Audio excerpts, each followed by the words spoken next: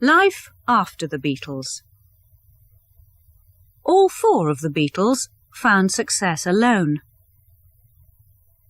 Ringo acted in a few films, and he continued to make records. His 1973 album, Ringo, was a big success. All the other Beatles played on this album, but not at the same time.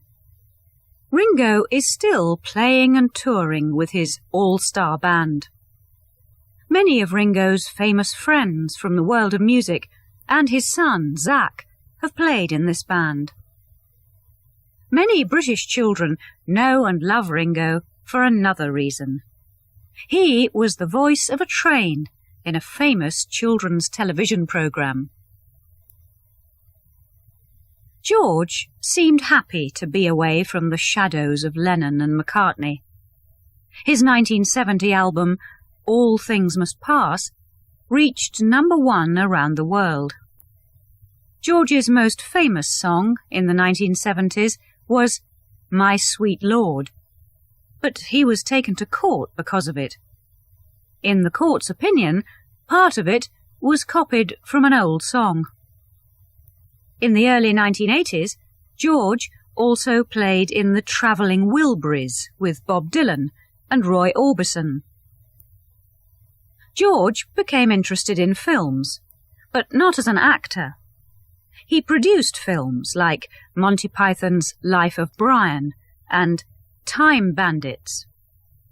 In 1999, someone failed to kill George in his home, but sadly, 2 years later, he died after a long illness. Paul has had the most success after the Beatles.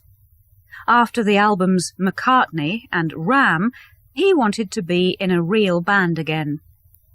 In 1971, he started a new band, Wings, with his wife Linda and guitarist Denny Laine. At first, Wings drove all over Britain, playing small concerts. It was like the old days of the Beatles again. Wings soon became big. 1973's Band on the Run was Paul's most successful album. In 1977, the band recorded Mull of Kintyre. This song sold more than any other single in Britain before that time. Wings ended in 1981, but Paul continued making records. In 1997, he was back at Buckingham Palace.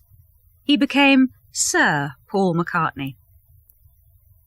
Paul has sold millions of records since 1970, but one of his biggest successes was his happy family life with Linda and their children.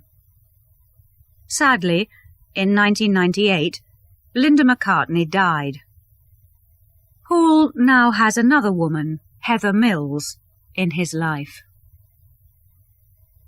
John and Yoko moved to New York. They still spoke openly on many subjects, and at one time the American government wanted to throw him out of the country.